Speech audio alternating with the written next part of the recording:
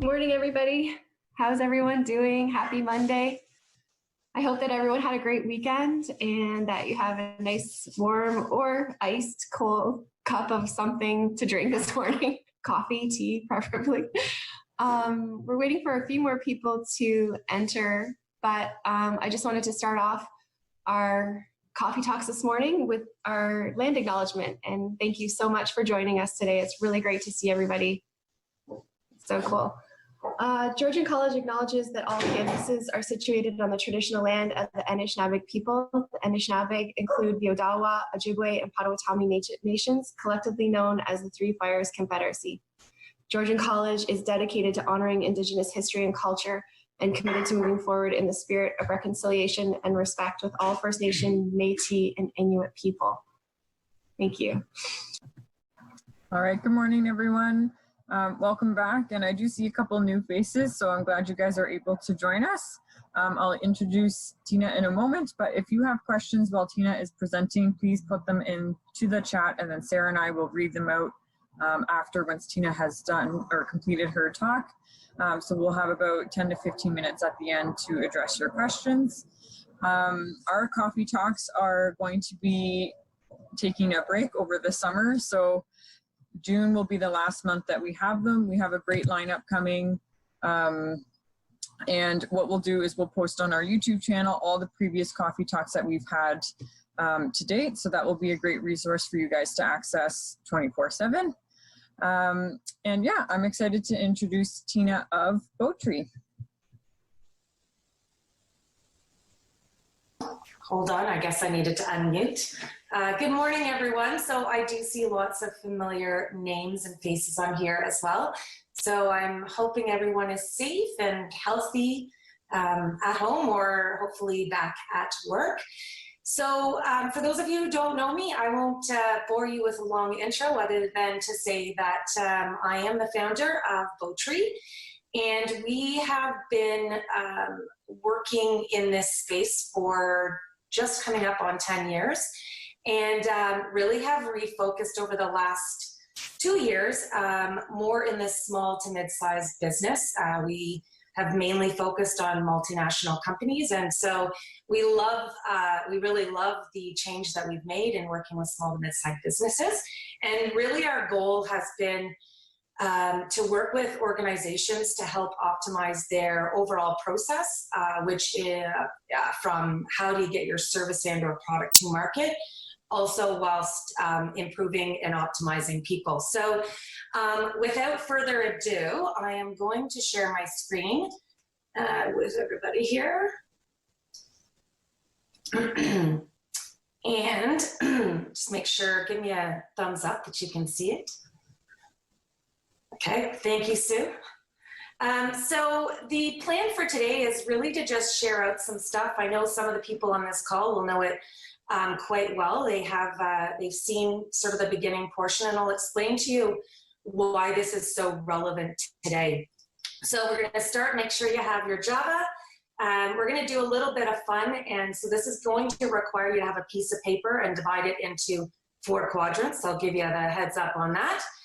And we're going to learn a little bit more today. Some of you may already know about this type of communication style, but I'm hoping to really add to whatever you currently know and really connect it and align to the status that we're in today and how you can use this tool to be more effective, particularly as we start to re-engage into the workforce or with our employees.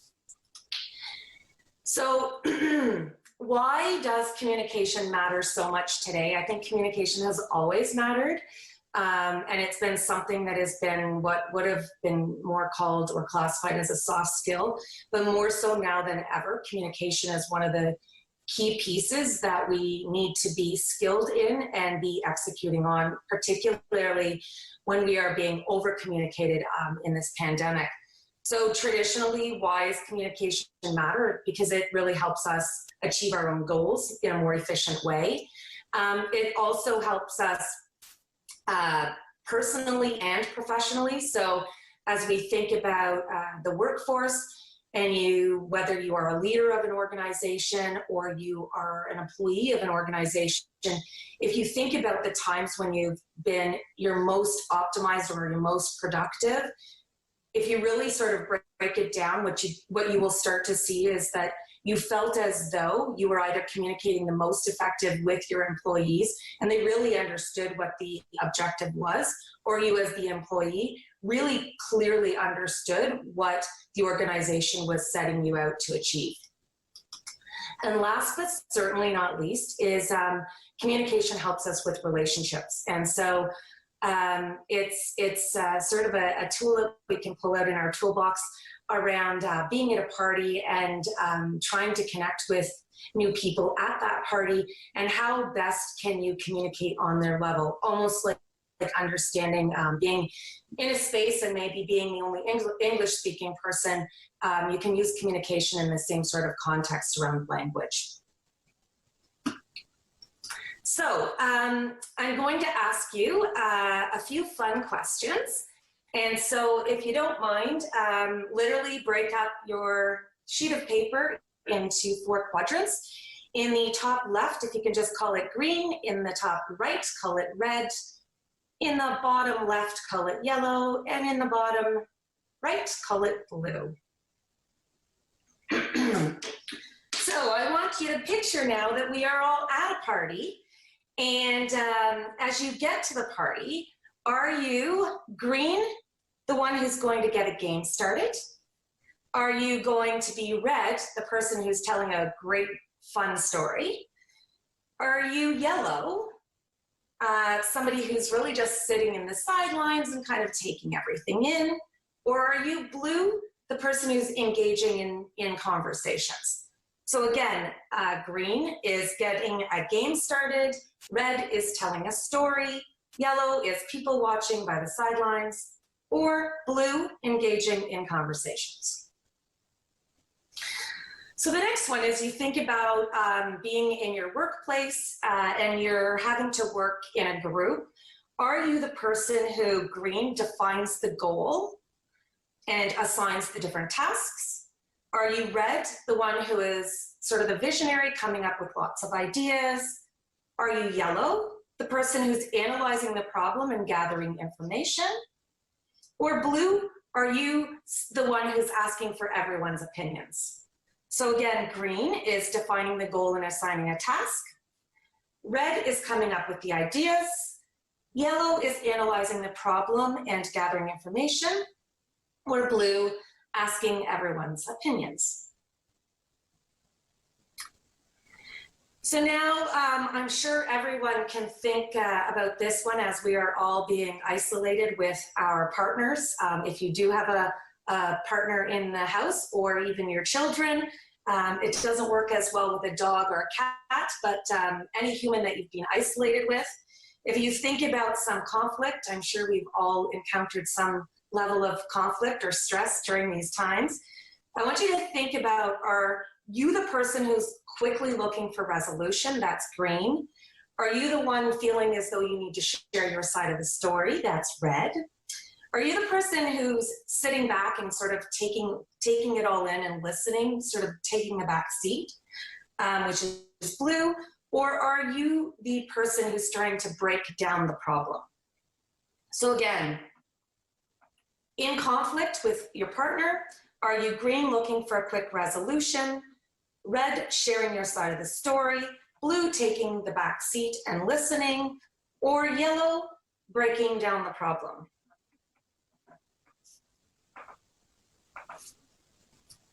Another question. So this one is always difficult for us to answer, but I want you to think about, if I was to go talk to some friends of yours and they were to say which qualities they think you need to work on, so maybe our blind spots, would they say that you need to work on not being as confrontational, green, not being as disorganized, red, not being such a perfectionist, yellow, or not being so conservative, blue.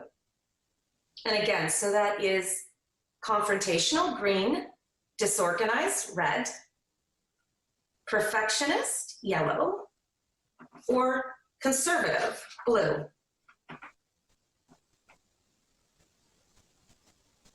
And I'm just going to ask you one more. I probably could ask lots, but we don't have that much time, so let's ask you one more. This is one of my favorite ones, and if we were live, I'd get you to share it, but I usually can see which side of the room you're going to. But if you were to think about what kind of animal you would like to be, or that you are the most like, if someone was to describe you as an animal, would it be that you're a lion? So you're really authoritative and respected. That's green. Are you a funny monkey who loves to entertain and be overly enthusiastic? That's red. Are you someone who sees yourself like an owl, sort of wise and introverted? That's yellow. Or are you a beautiful, supportive, and compassionate dolphin, being blue?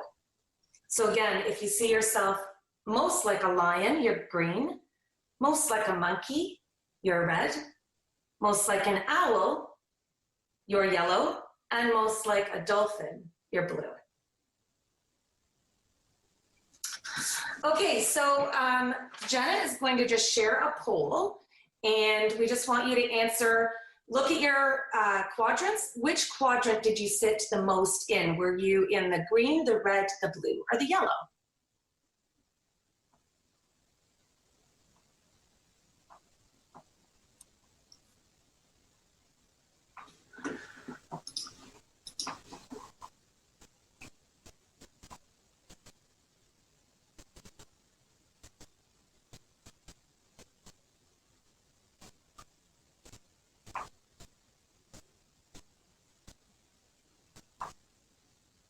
And I think Jenna's going to share the results with us. It's tricky when you're not the driver. There we go. Interesting. Quite the spread. Okay, so just keep an eye on these numbers. I'm going to play a little video for you.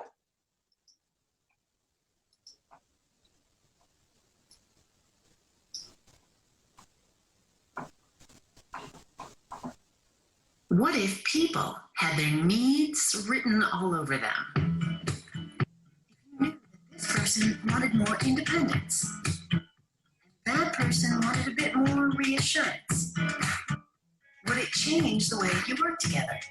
Would it make your job easier? Yeah, it probably would. But that's not the real world. Or is it? Maybe if you had the right decoder, everyone's needs would be a lot more obvious. It would be clear how to work more effectively together, to be more productive, more satisfied. All you would need is a tool to help you understand where people are coming from. This is DISC, your decoder. It gives you a way to quickly understand the needs and priorities of the people around you. It describes 4 basic styles: D, I, S, and C. Here's how it works. First, everyone has a dot. That dot tells you your DISC style. For instance, if you have a D, or dominant style, you probably drive toward results, insist on immediate action, and challenge the status quo. Most likely, other people with the D style share your priorities, even though you might butt heads from time to time. Different styles may find this same D approach to be blunt, intimidating, or insensitive. If you have an I or influence style, you probably approach work with enthusiasm, enjoy collaboration, and take quick action. Others with the I style probably find your energy exciting, even if the two of you are a little too optimistic at times. Different styles may find this sort of liveliness and fast pace to be sloppy or reckless. Or you may have an S or steadiness style, which means you like to support people, maintain stability, and enjoy collaboration. People with the S style will probably appreciate your patient and easygoing nature, even if that means there's little sense of urgency. Different styles might see you as overly accommodating or indecisive. And finally, if you have a C or conscientiousness style, you probably focus on accuracy. Use your logic to challenge ideas and seek stability to ensure consistent outcomes. Others with the C style will like that you prioritize getting things right, even if the two of you can get bogged down in analysis. But for people with different styles, this cautious pace may feel dry, sapping their natural energy. Now, in the real world, it's not always that simple. Your dot can be between two styles, such as in the area between I and S, and you can have 4 or even 5 priorities. For example, in addition to collaboration, enthusiasm, and support, you might also share the priority of accuracy with your C coworkers. The point is, even though you need to recognize your own DISC style, you also need to know where the people you work with are coming from. Whether you're simply connecting with others, solving problems, or working through conflict, you'll have to stretch from time to time. And using DISC as a guide, you'll have a better sense of when and why that sort of adapting is so crucial to not only your success, but the success of everyone in your workplace.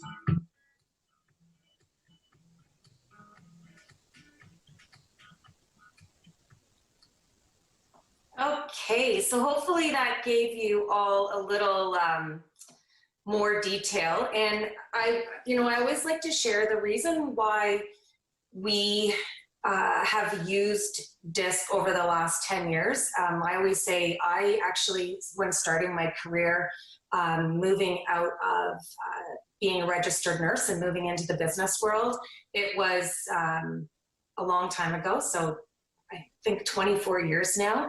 And this was the very first thing that the corporation that I worked for taught me.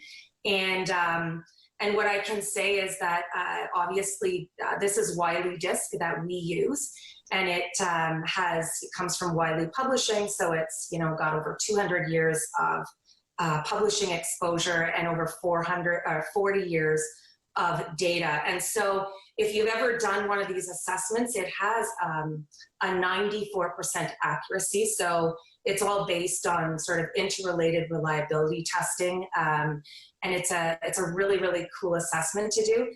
But what we're finding is that particularly in these really trying times, that communication is the number one thing that is helping people get through some of these difficult days, whether it be new work environments, the unknown of what does tomorrow look like. And so that was sort of why we thought this would be a really great tool to share with you. It's very easy to remember. It's something that you can even start to listen for or observe in your partners, your relationships in life, both personally and professionally. So I'm going to ask Jenna to put up the next poll. And this really is just, now that you've watched that video, could you see yourself in the same spot that you landed in when we asked the sort of funny questions? Or did you see yourself described differently when you saw the video? So the D would have been the green where you might have been before. The I is influence or red. The S is blue. And the C is yellow. So if you think about that, the video, did you find yourself feeling more familiar with one of those colors that was in the video?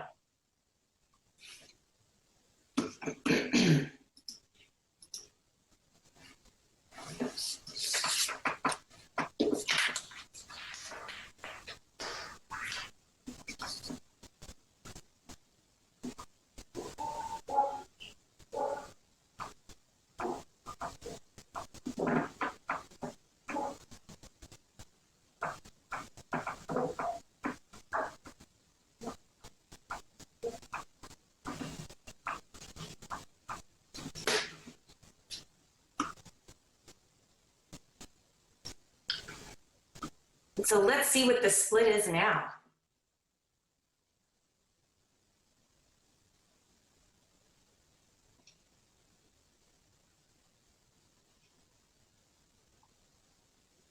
So a little bit of a difference here. We seem to have more people that are recognizing themselves as being conscientiousness. A little bit more influencers on here. So now I just want to share with you a little bit about this. And, you know, I know that we share the questions at the end, but if anybody has anything specific as I go through the individual areas, particularly as it pertains to maybe working remotely right now, or either trying to re-engage your employees back into a workspace, or you are the employee having to be re-engaged into the workforce, this is really where it will become super relevant. So really important to note that yes, it's broken up into 4 quadrants. It actually has 12 priorities. So what's really important is that no one person is in one box. We actually are a blend of all 4 of these styles.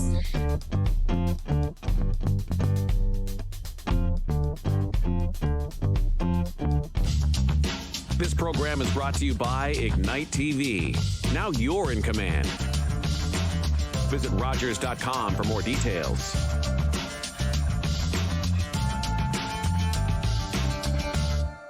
Summer days, summer nights, lots of things to do, places to go, and people to see. If you're having a few drinks, be sure to plan ahead and get home safely. We don't want to pick you up. Drinking drivers risk injuries to themselves and others and take chances with their license, their jobs, and their future. Remember what's at stake and choose your ride, whether you're the driver, the passenger, or the party host. Thanks for supporting sober driving. I hope we never meet. Visit arrivealive.org to find out more. Ladies and gentlemen, welcome. This June on Crave, get a front row seat to the biggest movies. Then here, all hands on deck. You can talk. The latest award winners. Miss Billie Holiday. And series you can't see anywhere else. It's all here on Crave.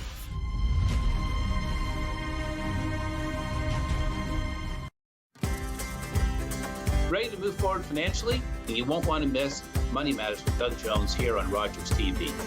It's a personal finance show focused on getting you expert advice in all matters related to.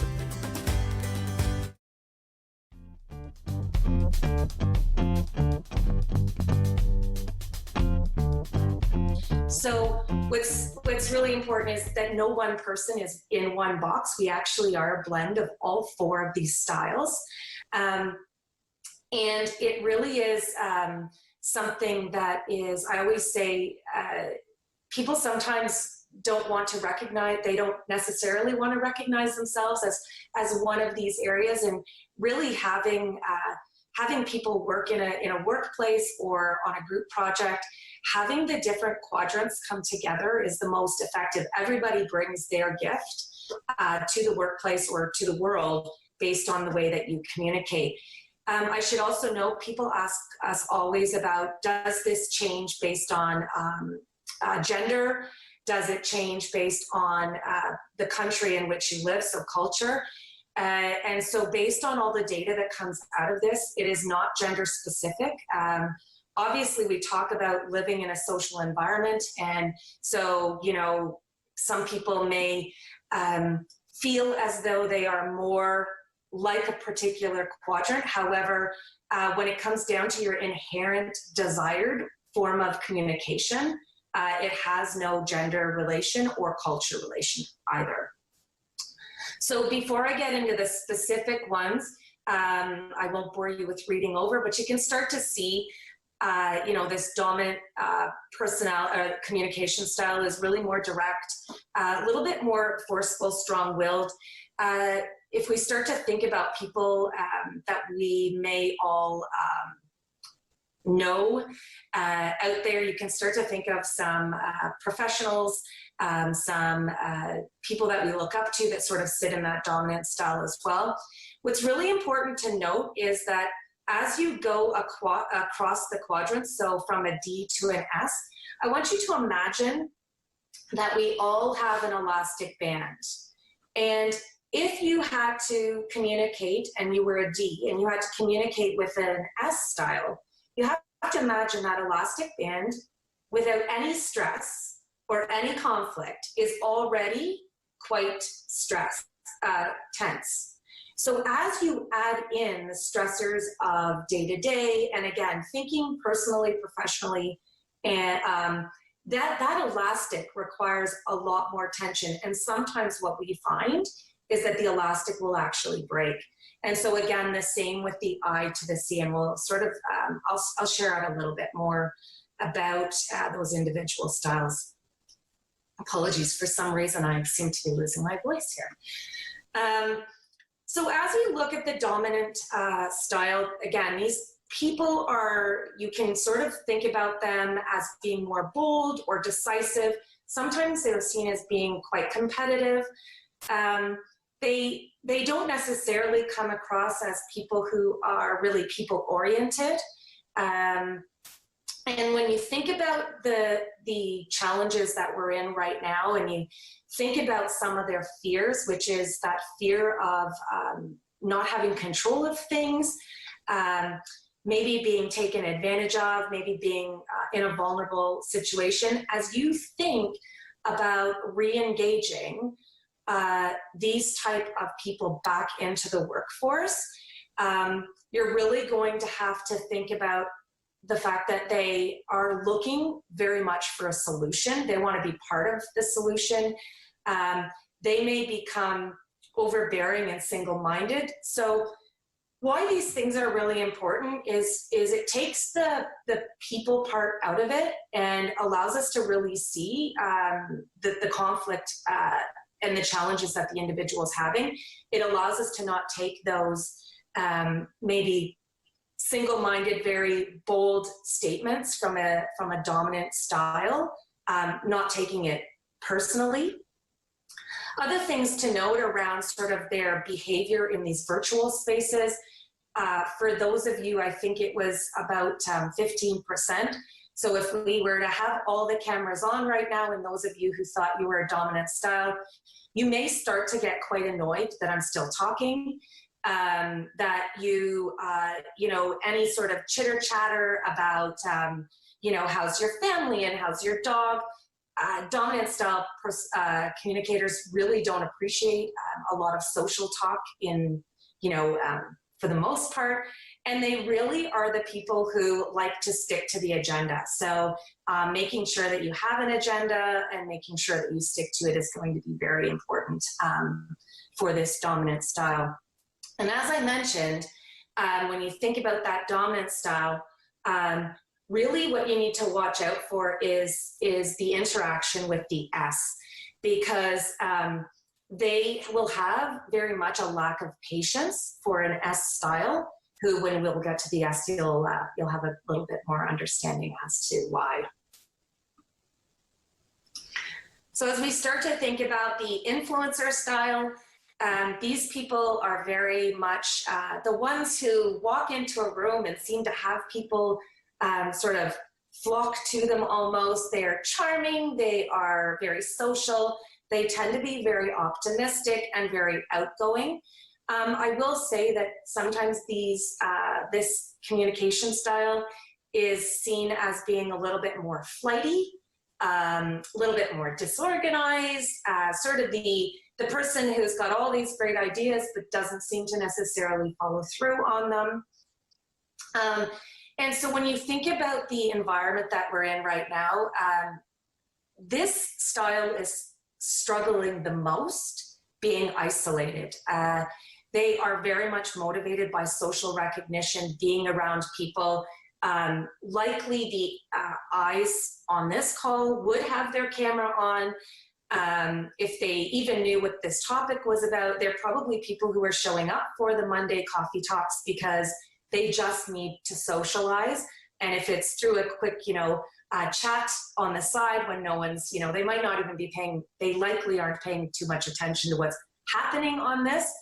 They're really just here for that social interaction. So we always say with an I, check in on them, especially during these challenging times, because they are really seeking hope. So they will need reassurance. They need to know that things are going to be okay. And they will get overly talkative in these types of challenging times. So ways that you can help support an I or really get optimize an I in these virtual spaces is allowing them to express their opinions. Especially in virtual platforms, you may really want to encourage them to use the chat feature so they aren't talking over people and continually stepping in while somebody else is trying to talk. And where, again, if you think about that elastic band that I mentioned, you'll start to see that their opposite is the C. And so what they will do is they will start to really overshare and will get really stressed out a C, because they will have so many ideas and they will overwhelm a C during these times. So if you think about the people that you work with, or if your partner or your child, whoever you're being isolated with right now is a C, I can tell you my husband is a C, and my basically my right hand in business is a C. And if you haven't realized yet, I am a right off the charts I. So during this pandemic, there has been some challenging times, and my elastic band has been stretched quite a bit. So as we move over to the, I'm sorry, this says dominance and it should say supportive. My apologies. I don't know really what happened here. So ignore the top one because it's on both of them. My C colleague would be dying right now, but the I in me doesn't care as long as you guys still like me at the end of this. With the S style, these people tend to be more reserved, very cooperative.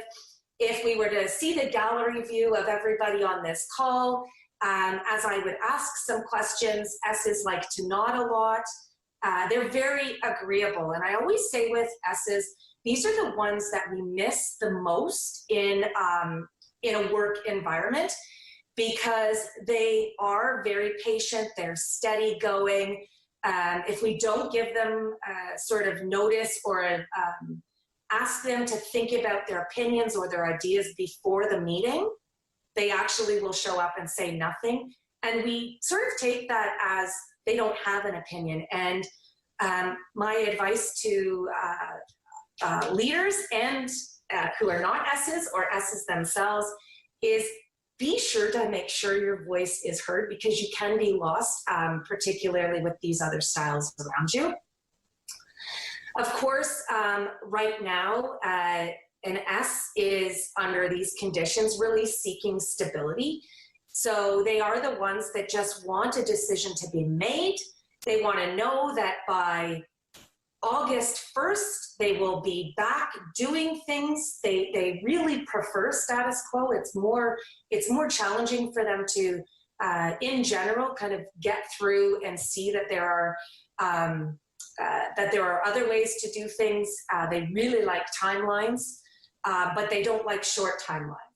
So the fact that every day things are changing, we're hearing different things about when the restaurants are going to open, or when we're going to be able to have more than 5 people together in a social setting.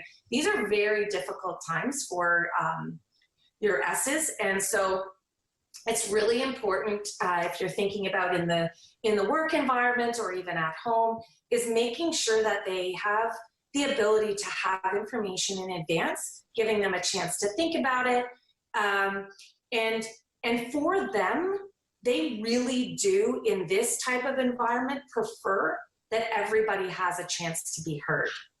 So you will see that if you're having a lot of virtual calls with different teammates, and you start to identify the one who nods a lot on these calls, maybe doesn't share much of their opinion as you go around the circle and get people to start asking or taking part in the discussion. they tend to just be very agreeable, and you may be missing their voice.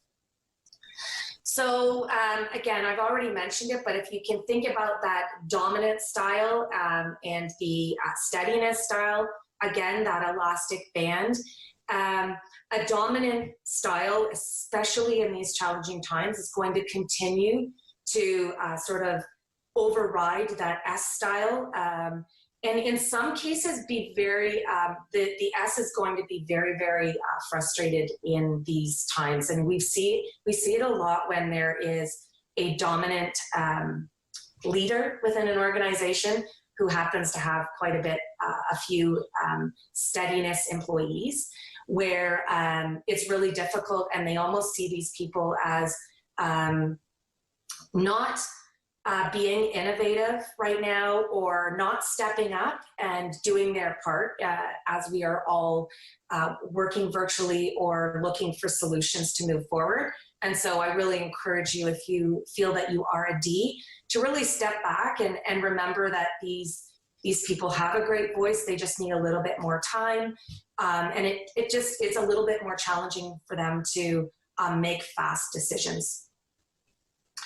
And the last one, and again, it says dominance as well. This is not, it's conscientiousness. So these communicators come across much more skeptical. They are much more precise.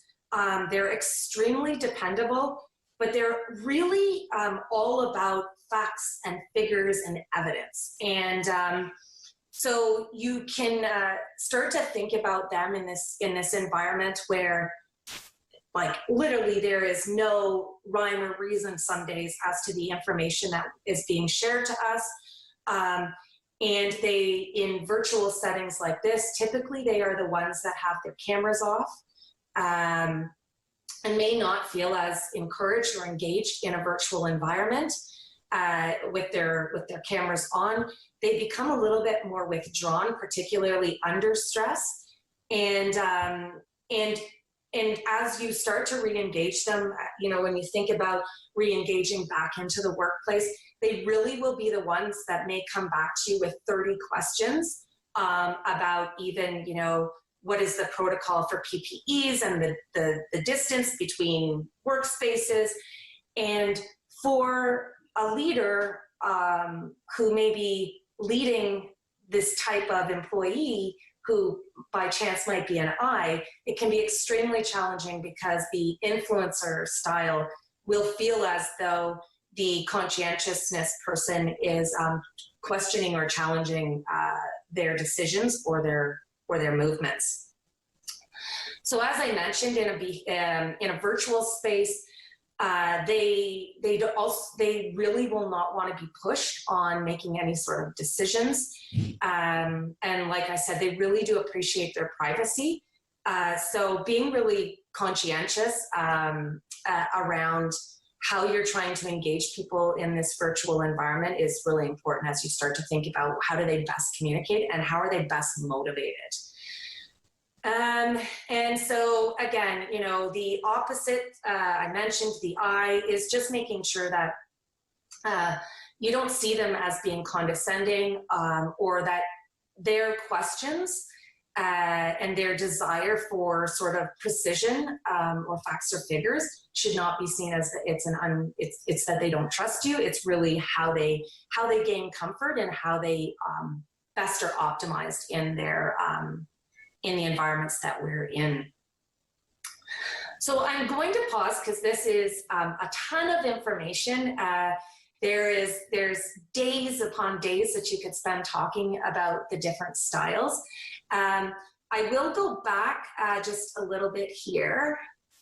And again, just sort of share out that as you start to think this through, people often, there's lots of tips and tricks around, it would be great if everybody showed up with their actual style. I mean, I'd love it if I could see what all of your styles are on here, because I could see which ones are totally annoyed by me and which ones are loving it. And, but the reality is that we don't have that decoder. I think that the beautiful thing about this type of communication style is that it really allows you to find where you are, where you think you are within this map, it also then starts to allow you to think about, oh my goodness, you know, I've always thought that this person was super annoying, or they were lazy, or there's a number of different things we think about people. And now you can start to say, it's not them as a person, it is their communication style. And I think that allows us to start to see how everybody can show up and be effective in the workplace. And then more importantly, particularly with this one that we use, it starts to give you sort of some strategy around how best can I toggle. And so I always say to people, again, if I could see everybody, I might be able to gauge even ages on here. But for those of you who remember the old dial tuner radio, I always picture that radio as I have my favorite station, and I always go to that favorite station. But if I want to work with, say, Sarah, and I want to make sure that she feels engaged and motivated and optimized, she might not like the same radio station as me. She's operating on a different radio station. So I say, it's my job to turn or toggle to her radio station so she can hear me clearly, she can understand what I'm asking her to, which part I need her to be part of. And so that is one of the best parts about really educating yourself and engaging in the beauty of mastering communication, because you really do, you get to show up better in the world, you get to learn so much more when you really have that lens of, we all bring something amazing to the world and to the workplace, but it's my job to be toggling and learning how best to communicate with those different styles. So that is all I have to share today. I know that there's often lots of questions, and I hope that I brought you some value, something you can put in your toolbox. And I'll open it up to Jenna and Sarah if there are any specific questions. Thank you so much, Tina. Love that comment, Dave. That's hilarious. He'd recommend toggling between Rock 95 and Cool FM. I was going to say that, but I was going to be careful. So good. And thank you so much for sharing this with us. I know you gave me the opportunity to have this conversation with my partner that I live here with, and I just can't wait to see all the mistakes I've been making with my communication style over the past few months. But anyways, thank you so much for that. Yeah, I'm like you. I would love to see what everybody in the room, where they line up on this, and it's just so interesting. So there were some questions in the chat, and between Jenna and myself, we'll go back and forth and just make sure that everyone's questions were answered. So here we go. The first question is coming from James Bravos. Do you recommend embracing your style, or if you want to change, should you actively strive for a different style? I also wondered that. Okay, that is a great question, and I'll tell you just a really quick story, and I hope this will answer it. So when I left my nursing career and went into the corporate world, and back then, this was a paper assessment. So you answered a bunch of questions on paper, and I answered it, and you might be able to figure out what I came out as. But the long and the short of it is, I spent an entire career believing and wanting to be one of these communication styles, because I felt as though if I was that communication style, then I met the job requirements, the title that I wanted to acquire. And what I can tell you is that I was terrible for a significant amount of years in a particular role that I was doing. And fast forward 24 years later, actually last January, I went to take a course, and I mean, we've been sharing this with our clients and teaching it for years, but I hadn't done the assessment, because I mean, why would I? I loved the style I was. And so I went and did the assessment, And now it's, you know, you can't fool it. It took me a long time. So the assessment should only take you 10 minutes. But when you're trying to fool it, it's very similar to sort of an AI, the psychometric testing and stuff. It kept coming out as this different one. I actually went and paid for it separately 2 times more because I was convinced it was wrong. And so when I finally came to the realization that it was right, and I had been spending most of my corporate life trying to be something else, I realized that a lot of the mistakes that I made and the challenges that I came across was because I was trying to be something different instead of embracing my inherent communication style, which is a beautiful style. I bring great things to the world. And so just so you know, because I am, like I said, I'm an off the charts I, and I really wanted to be a D. I wanted to be a leader who was direct and results oriented, and that people would look at me and see that I was this great leader. And I was a terrible leader for many, many, many years because I wasn't embracing the part of me that could be a great leader. And if you actually looked at my profile, if you remember in the video, they said sometimes you get shading into another area. I have a lot of shading in that D area. Now, is that because of the job that I did for a long time? Is it because I was trying to fake it for 20 some years? I don't know, but I have the ability, and I have the ability to toggle to that. So really long answer to say, show up for who you are, because that is the gift that you bring in every environment that you're in.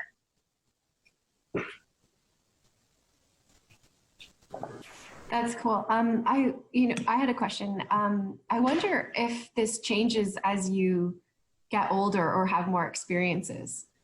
Like, I feel like, some people may show up in one area, and then, as they progress through their journey, they start to shift to another area just in response to their experiences. I don't know if that comes up at all. So that's another common question. And the reality is, or the way it, based on all the research, and if my C colleague was on here, she could give you every data point as to the research. It shouldn't change. Your priorities may change, but your natural, when you are the most comfortable and the most relaxed and not in any sort of stressful environment, your communication style should not change, but you may have a change in some of your priorities. Okay, that's interesting. And I think Sarah had the same question. We're twinning this morning. Scholarly Elite, if you're on here, are you interested in asking your question? We can unmute you. Yeah. Hey, how are you? Hi, everyone. Good. How's everyone doing today? I hope you're having an amazing morning so far. Hi, Tina. This was an amazing presentation. I learned so much. It really sparked in me this idea of whether this is an appropriate or just an advantageous tool to use during the interview process. And so I was wondering, how do you recommend incorporating it into the hiring process? So keep in mind there are tons of different assessments out there. The most comparable to this, and in fact, Wiley Disc uses Myers-Briggs as well. So any of you have done Myers-Briggs. There are a lot of organizations that do use DISC. I always say it's recommended, like in an ideal world, like utopic, is you map out your whole company and you sort of see where everybody plots. And then often what you see is you start to see some gaps. So as you think about, there may be some gaps. I will say that it's interesting because you do start to see some similarities in different industries, in different careers. You start to see that it does draw certain communicators to certain industries. I would never make a decision off of a DISC assessment. I would say I advise organizations to use it when they are at the place where they want to hire the person, because what it does for you as an employer is it gives you this roadmap to be able to optimize that employee. And so, but to base a decision on whether, I mean, unless you're really coming down to the crunch and you got 2 people and you are really just stuck on being able to, that would be the only time I would say it might be helpful, but it's really a great tool to be able to fully engage a new employee into your organization and maximize them. Thanks, Arlinda. I'm sure you are busy hiring people with your tutoring and hybrid classes. It's big time for you. That's good. More questions in the chat. I'm looking, okay, Suzanne, are you interested in asking your question out loud? And if not, I'm happy to answer for you. Okay, I'm gonna go ahead. Do you feel that leaders exist in every quadrant, or are people in certain quadrants, are they more limited to certain positions? You see leaders in every quadrant. Again, keeping in mind that this is a communication style. It's your preferred communication style. If you start to think about, you know, some of the best leaders that we, you know, I'm not going to put any of my political opinions on this call. So, but if we start to think about some amazing leaders, it would be really hard for us to, we call it people reading. So it'd be really hard for us to figure out exactly where they sit because they are so good at toggling around all of the different quadrants. So I would say amazing leaders are amazing communicators, and it doesn't matter which one they sit in naturally.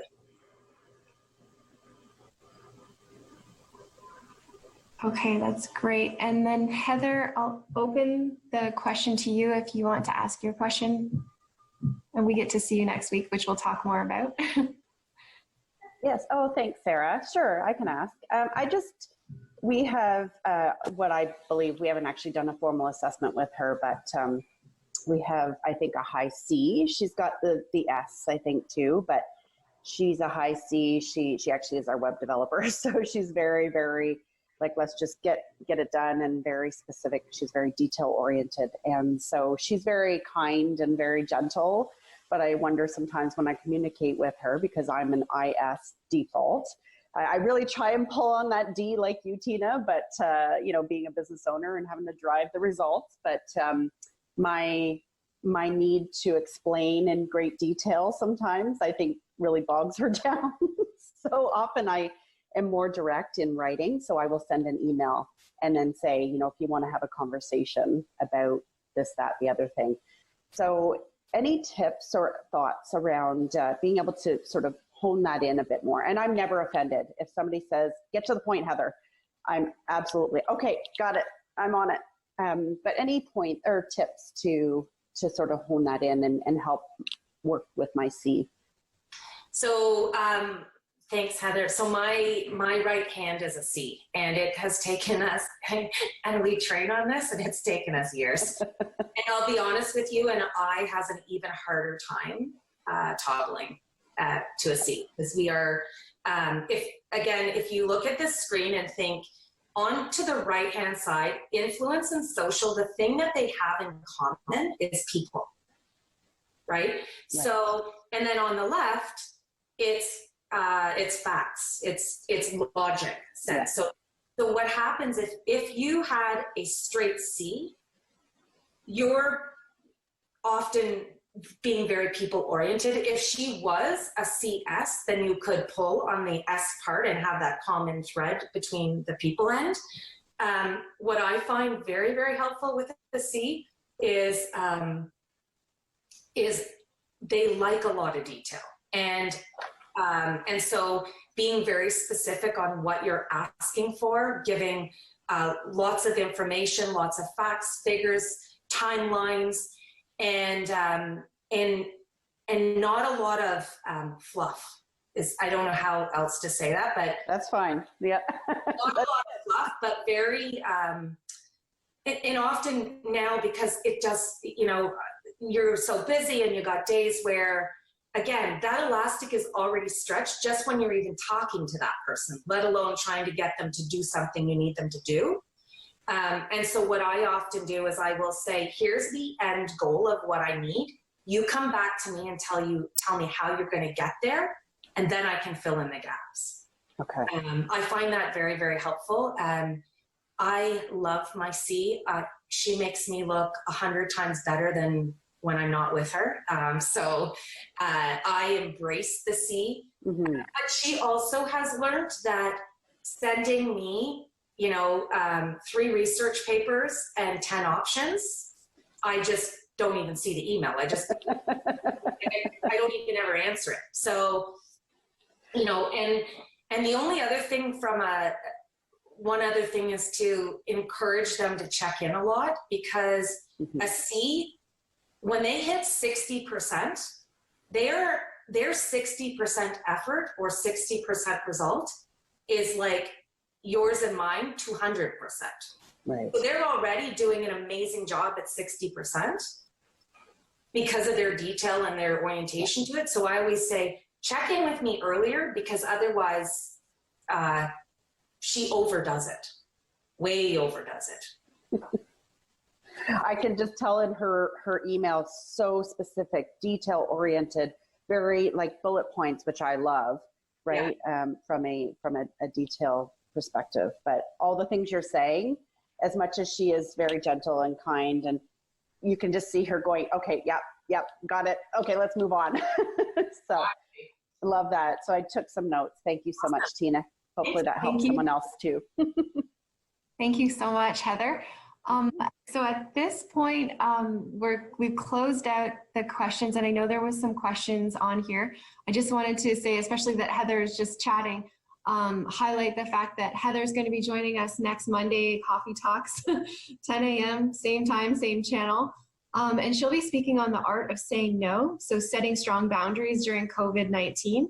I've had the chance to work with Heather, and I'm very much a yes person, and so that was a really, really great session for me to take part in. And I know if anyone is similar to me in that saying yes or trying to really manage my boundaries during this time, this will be a really important session for you to take on. And Jen has popped up into the chat some other opportunities. We have Jen Walker also on this call, a favorite of ours, building your business through community alongside Brandon Houston. I'm so excited for that one too. And then the final for our summer session, our spring session, would be Dominika Zapolnik, who'll be teaching us how to write a press release, which is going to be really critical as we move through this time and start to innovate ourselves if we haven't already. So all cool skill sets. And Tina, I just wanted to thank you for the opportunity to work with us today doing this DISC assessment, and I guess knowing where I sit on this wheel, and I was actually texting my colleagues on the call here like, what are you, so that we all know how to really get things done this week and beyond. Thank you so much, Tina, for your time.